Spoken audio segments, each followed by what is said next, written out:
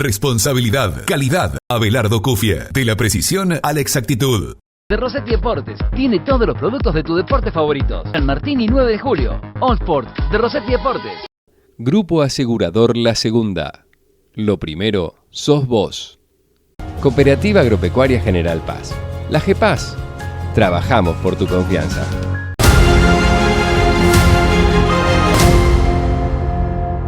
En Bertotto Boglione contenemos valor.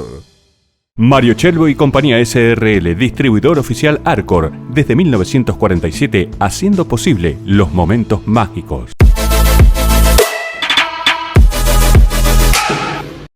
Contigiani. Más de 70 años acompañando el sueño de sus clientes y amigos. Los primeros objetos de vidrio que se fabricaron fueron cuentas de collar.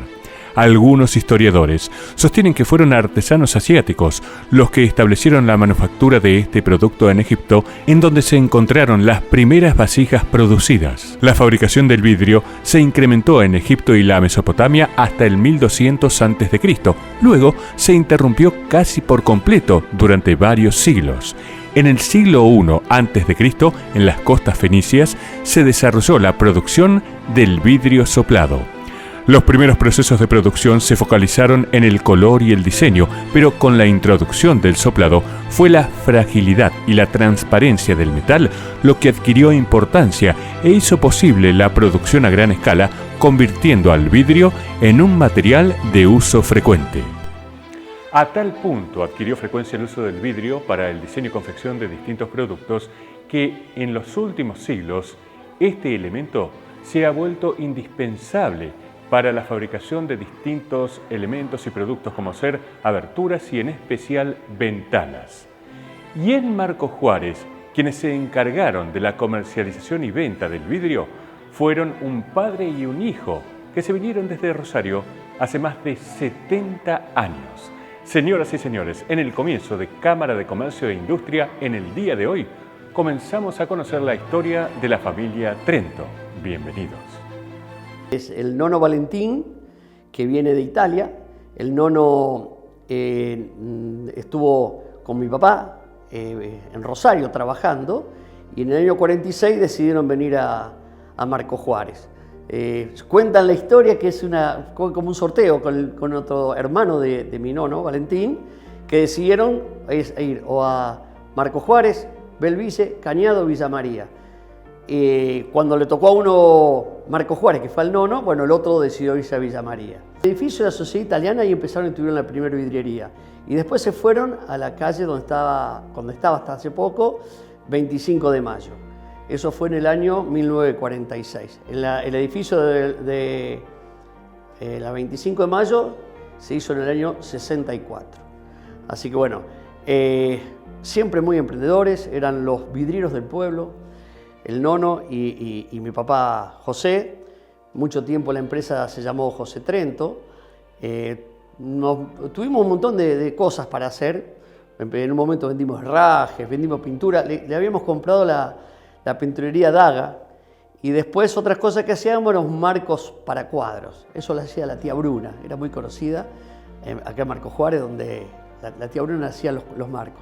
Después en un momento está mi hermana Alicia, también que continúa.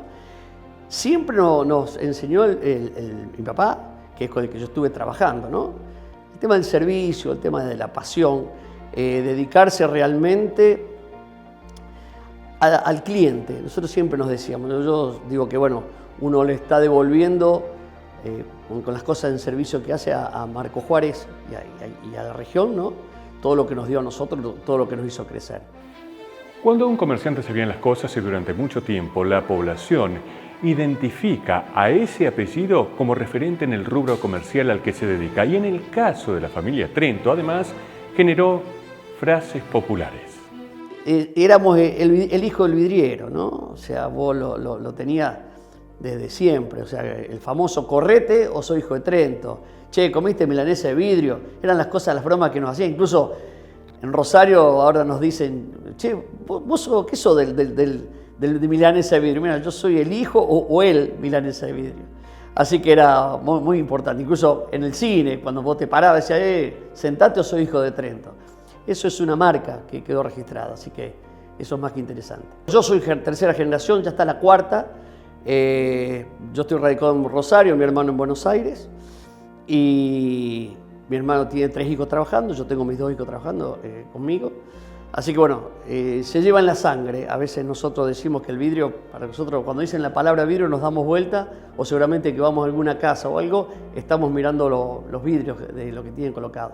Las imágenes que están viendo son las hojas del cuaderno donde se anotaban los pedidos de los clientes en 1946, el primer año comercial de Trento. Y hay nombres y apellidos muy conocidos de la ciudad. Lo leíamos y decíamos, bueno, toda gente, nombres de apellidos de Marcos Juárez. El hecho de trabajar en la zona, vos te das cuenta también de algunos apellidos de Leones, apellidos de Roca, o sea, que cuando vos escuchás ese nombre decís, es de Roca, es de Leones. Lo que hay que recalcar, y cómo han cambiado los tiempos, es que a nosotros nos daban la llave de la casa. O sea, te brindaban la confianza. O sea, uno trabajó toda la vida en base a la confianza. Entonces, de repente, vos le ibas a cambiar un vidrio, le colocabas una mampara o lo que fuera, que no estaban en obra, sino que ya había gente viviendo dentro, y la mujer se iba a hacer las compras o a trabajar o lo que sea, y vos te quedabas trabajando en su casa, y cuando volvía le devolvías la llave. Entonces, cambiaron las épocas, pero eso se hizo durante mucho tiempo. Seguimos creciendo a nivel internacional y nos mantenemos a la vanguardia de la tecnología, porque hace más de 70 años que cuidamos lo que llevamos dentro. En Bertotto Boglione contenemos valor. Abelardo Cufia, agricultura de precisión, responsabilidad, calidad, creatividad, experiencia, porque lo que hacemos, lo hacemos con pasión. Abelardo Cufia, de la precisión a la exactitud. Con transparencia, con solvencia y con el respaldo de casi 70 años al servicio del productor de la región. Cooperativa Agropecuaria General Paz. La GEPAS. Trabajamos por tu confianza.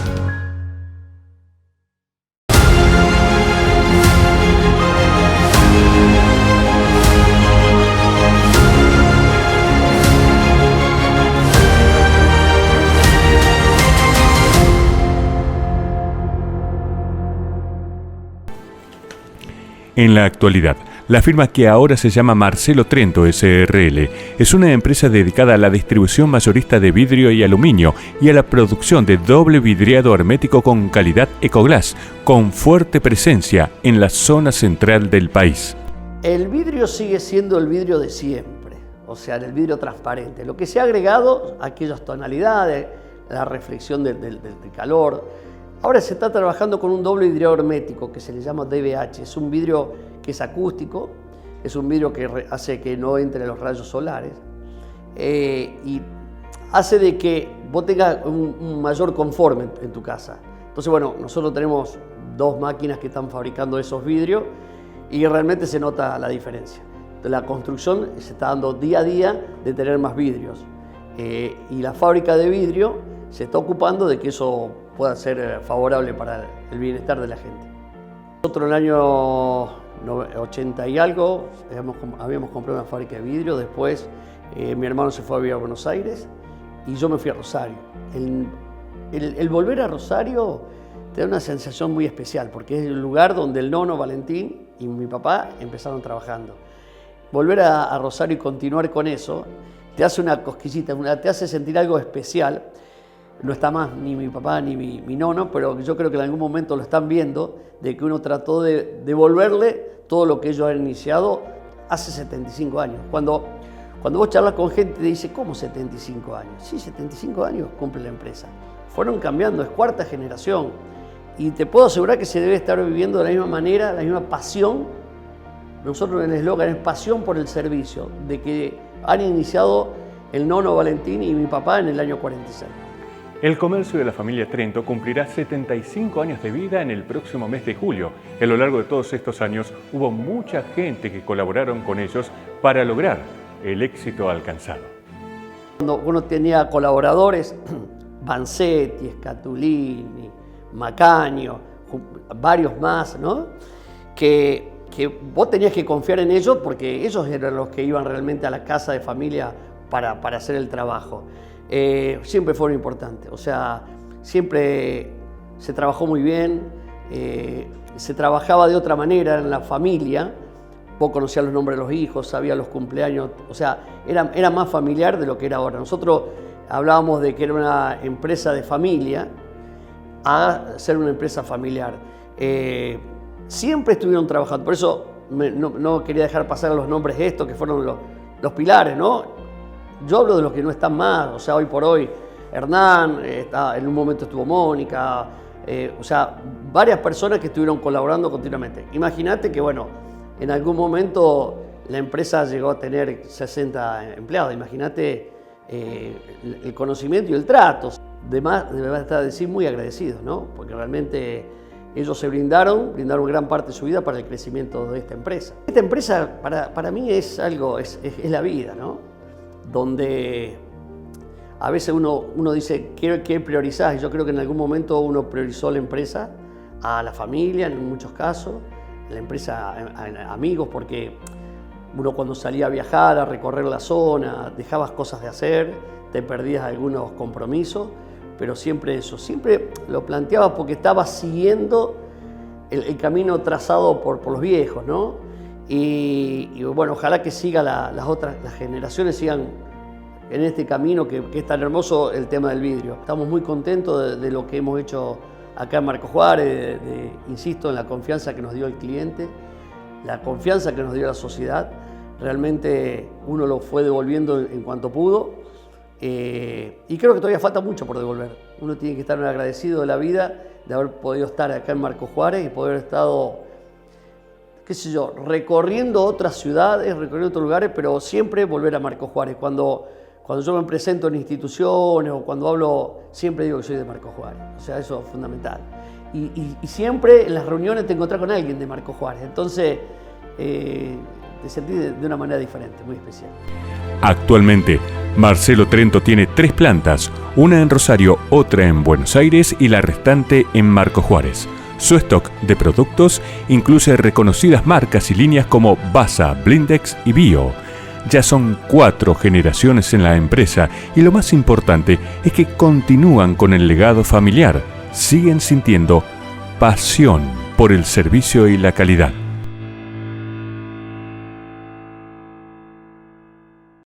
Contigiani. Más de 70 años acompañando el sueño de sus clientes y amigos. Ese sueño de la casa propia con los mejores materiales del mercado. Estamos en Marcos Juárez, Villa María y Córdoba. Contigiani. Construyendo sueños, construyendo historia.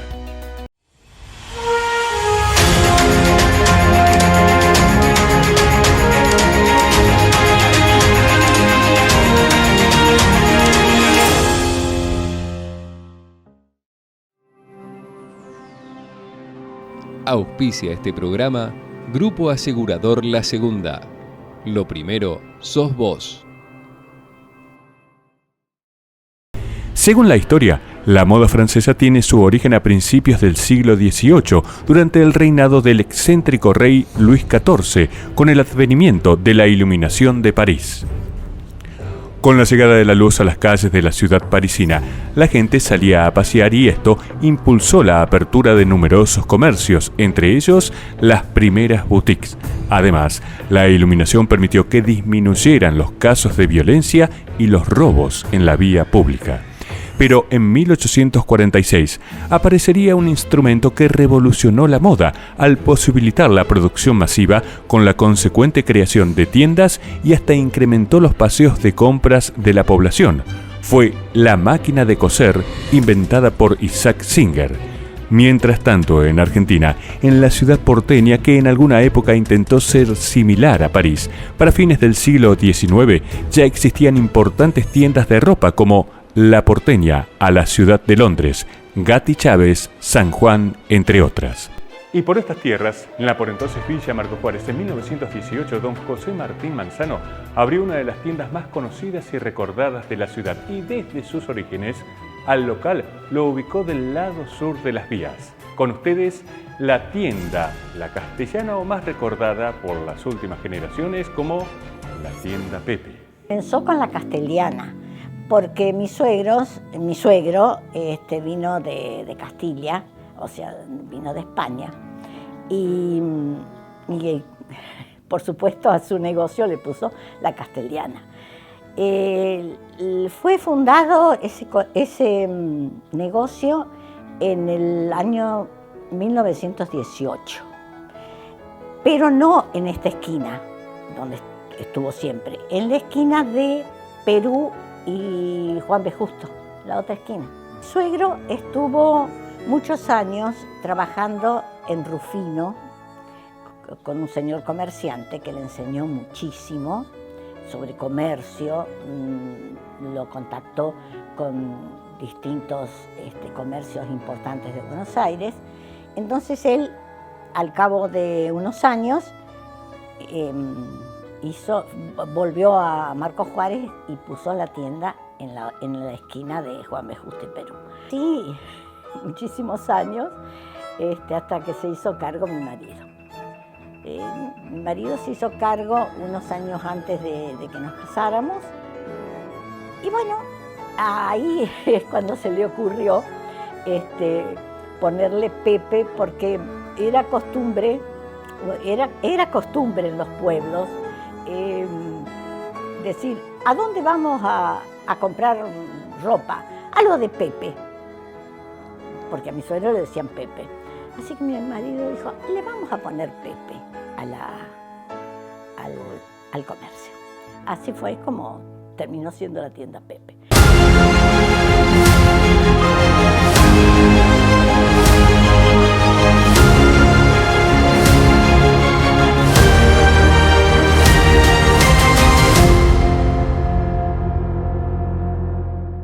Allsport de Rossetti Deportes tiene todos los productos de tus deportes favoritos. Nike, Adidas, Reebok, Puma, New Balance, Salomon, Fem, Topper. En San Martín y 9 de julio. Allsport de Rossetti Deportes, porque tu deporte lo exige.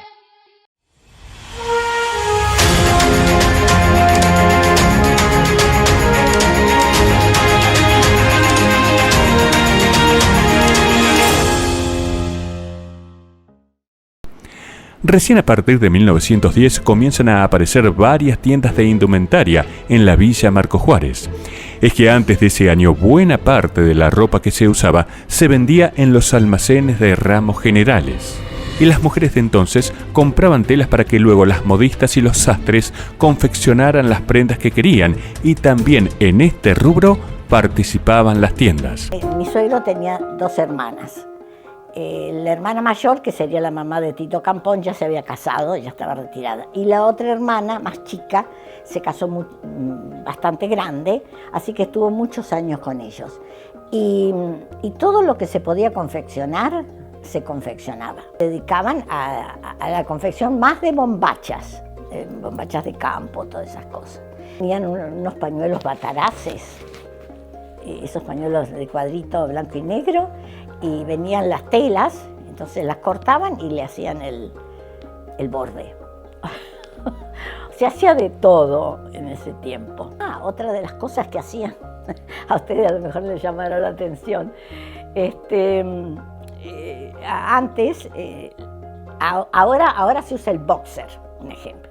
Antes se usaba el calzoncillo, que era de tela, y lo hacían, tenían los moldes y hacían el calzoncillo de tela, porque se usaba. O sea que muchas de esas cosas, los sombreros, las gorras, desde media, hasta hubo un tiempo que se vendieron zapatos. En ese tiempo se vendía mucha tela porque la gente confeccionaba. Después vino la época de que era más barata, cuando vino la confección que venía de China, de no sé dónde venía, y era baratísima. Entonces ya la modista salía mucho más caro. Entonces empezó que la tela se fue dejando de vender. Después, yo digo que el comercio, Marcos Juárez es una isla, hay que dar gracias porque todavía se está viviendo bien. Pero tuvimos la época de Alfonsín. La época de Alfonsín había que marcar de la mañana a la tarde, cambiaba el precio. Entonces usted, si tenía una frazada, un ejemplo, que costaba 50 pesos. A la tarde la vendía 55, pero cuando la tenía que reponer costaba 60. Entonces el comercio, imagínese, ya usted no podía reponer, fue terrible. Al cabo de Alfonsín vino Menem, que Menem había que bajar los precios. Entonces, no, fue la verdad que yo tengo un hermano que ha vivido muchos años en el extranjero y me dice, pero ¿cómo? Acá no se puede. Ahora se ha instalado acá en la Argentina, vive en Buenos Aires. Dice, pero acá no se puede vivir porque es protesta. Y le digo, pero nosotros ya pasamos tantas que estamos acostumbrados. A él le llama la atención, pero nosotros, mire que la pasamos. Seguimos creciendo a nivel internacional y nos mantenemos a la vanguardia de la tecnología, porque hace más de 70 años que cuidamos lo que llevamos dentro. En Bertotto Boglione contenemos valor. Mario Chelbo y Compañía SRL, distribuidor oficial Arcor, desde 1947, una historia de sabores en la región. Mario Chelbo y Compañía SRL, distribuidor oficial Arcor, la tercera generación, haciendo posible los momentos mágicos. Don José Martín trajo a trabajar con él a un sobrino que vivía en Armstrong y luego lo impulsó para que pusiera su propio comercio. El local que se puso luego, estuvo sobre la misma calle de la tienda La Castellana o tienda Pepe, pero del lado norte de las vías, y con los años se transformó en otra de las grandes y recordadas tiendas de la ciudad. Don José Martín y Tito Fernández Campón. Tito trabajó muchos años con mi suegro y creo que cuando ya se había casado Tito, mi suegro le dijo, ¿por qué no pones? Porque la gente de antes siempre ubicaba el comercio al lado de algo donde había mucho movimiento, ¿me entiende? Entonces lo ubicó, lo estudiaron al lado del mercado municipal. Así que ahí se trasladó Tito y comenzó su gran negocio. Yo nunca había estado en un negocio. Yo siempre me dediqué he tenido alumnos de pintura, podría haber dado clases acá, mi esposo no quiso. Yo me dedicaba a otra cosa. Pero bueno, se dio así que tenía que estar en el negocio y estuve. Lo mismo le ha pasado a mis hijos, que ninguno quiso quedarse en el negocio. Eso, no sé, ellos lo sentían como suyo. Vivieron constantemente, mis chicos también correteaban, vivieron constantemente en el negocio, pero no lo sintieron. Se veía que no había continuidad. Y bueno, cuando es así, ¿qué íbamos a hacer? Nosotros no íbamos a poder estar toda la vida. Así que bueno, así fue quedando el negocio, pero nos ha dado muchas satisfacciones, gracias a Dios. Lo que hemos podido hacer fue gracias al negocio. La tienda La Castellana, que inició su camino en 1918, continuó con ese nombre hasta 1961, cuando Aldo, el hijo de don José Martín, la llamó Tienda Pepe en honor a su padre. Antes, la gente decía, vamos a comprar a lo de Pepe. Hoy, el comercio ya no está, pero se ha transformado en un lugar de referencia geográfica, y cuando alguien necesita saber de alguna dirección cercana, ahora la frase es, ¿viste dónde era la tienda Pepe? Bueno, seguí si... Esto pasa cuando un comercio logra quedar en la memoria colectiva. Contigiani. Más de 70 años acompañando el sueño de sus clientes y amigos. Abelardo Cufia, agricultura de precisión, responsabilidad, calidad, creatividad, experiencia, porque lo que hacemos, lo hacemos con pasión. Abelardo Cufia, de la precisión a la exactitud. El oficio del hielero, aquella persona que repartía a domicilio las barras de hielo que cargaba sobre sus hombros, es un trabajo milenario. A mediados del 1920 se produce la aparición de la heladera con motores eléctricos, aunque su costo era muy alto y al principio solo era accesible para las familias adineradas. Con los años el producto se fue haciendo popular y su precio fue bajando. No obstante, la gran producción en masa de heladeras se produjo después de la Segunda Guerra Mundial. Hasta entonces, el trabajo del hielero era muy requerido. En 1930 llegaba por estas tierras un inmigrante español que se dedicó a prestar el servicio del reparto de hielo a domicilio, y así se iniciaba la historia de los repartidores de hielo más conocidos y recordados de la ciudad. Con ustedes, los hieleros o la familia Castrillo. Mi abuelo, Manuel Castrillo Alonso, nació en 1882 en Trubia, España. A los 22 años, más o menos en el 2000, en el 1903, 1904, se vino en un barco desde España a Buenos Aires con algunos parientes y amigos. Ellos desde allí se fueron a San Nicolás de los Arroyos, provincia de Buenos Aires, estuvieron algunos años y después bajaron para el lado de Córdoba y llegaron a Marcos Juárez. Y puso una especie de vivero. Los parientes que tenía en Rosario, los Alonso X, los vinieron a visitar y le propusieron la venta de hielo. Por la fábrica de hielo que estaba en Rosario, buscaba revendedores. Así que le entusiasmó a mi abuelo y compraron un compresor, hicieron una cámara de hielo con todo, con serpentina, la puerta,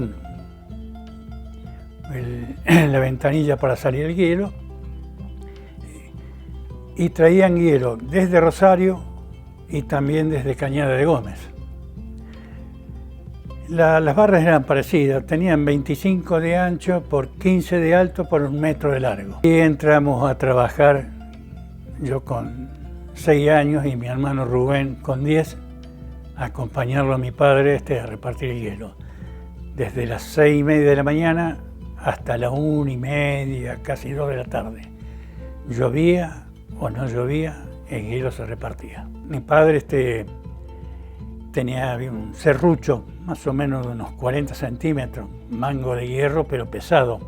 No como el serrucho común, sino con las aberturas así, en tipo, bien, marcaba de un lado, marcaba del otro, y pegaba el golpe y se cortaba el hielo. Y la forma en la que se hacía el hielo tiene sus historias, y aquí el agua de lluvia juega un papel fundamental. Había tres formas de hacerlo.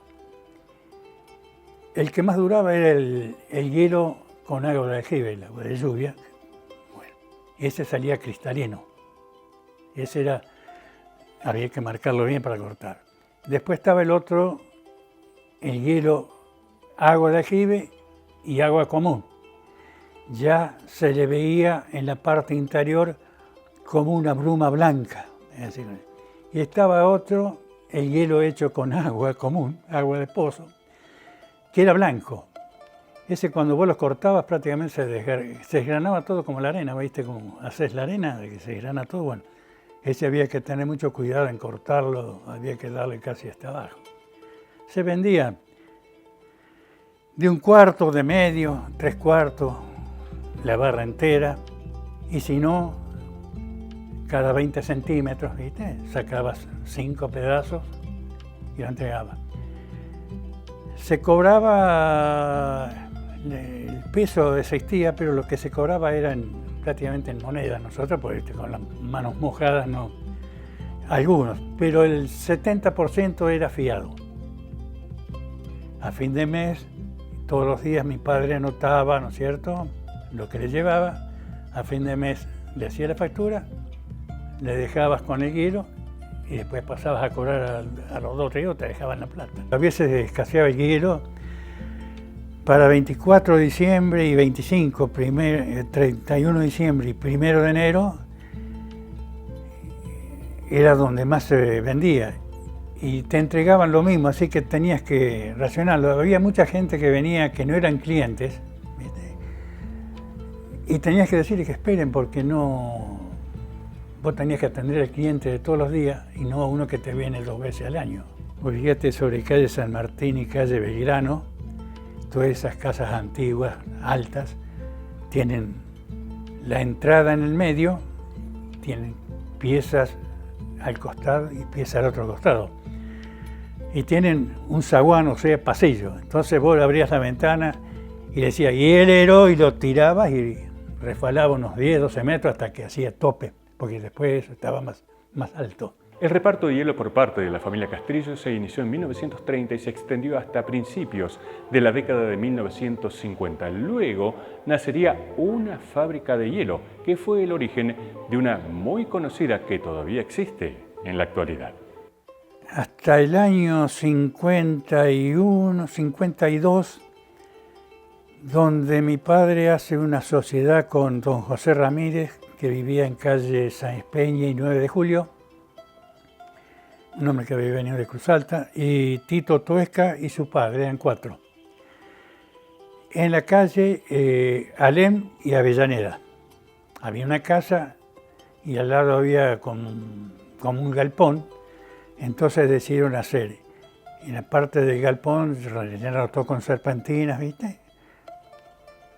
Una ventanilla que salía a la calle Alem y se hizo como un sótano donde se empezó a fabricar el hielo ahí.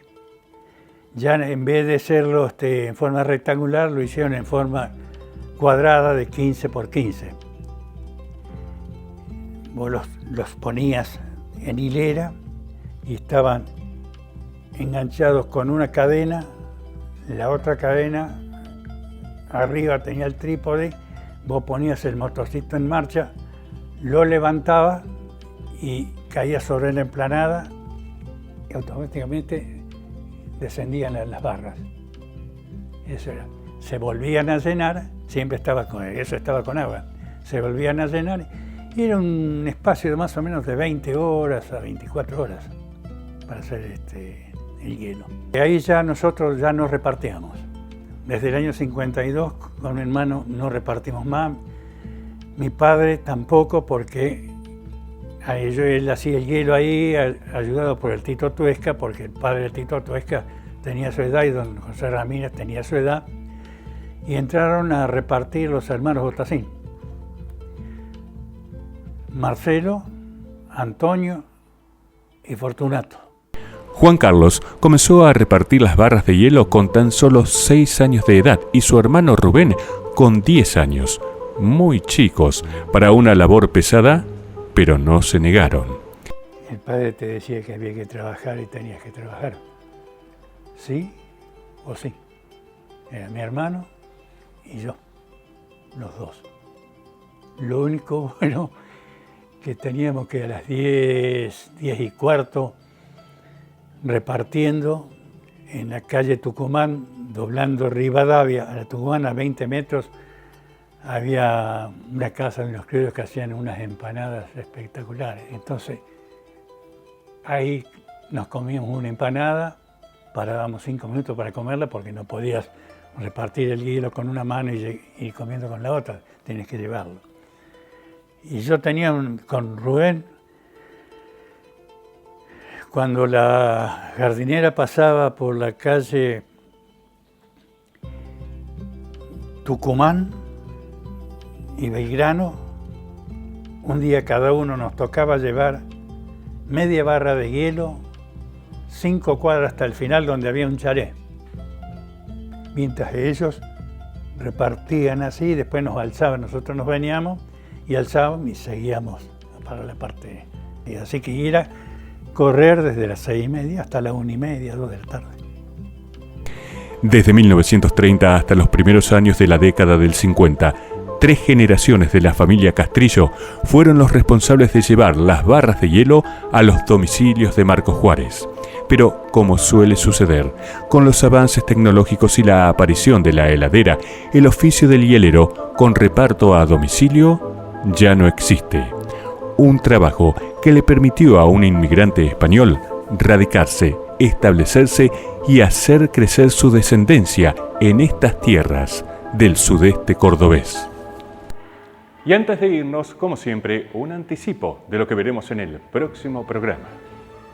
La segunda parte de la historia de la fábrica de hielo que fundaron apellidos españoles y que luego la continuaron descendientes de italianos.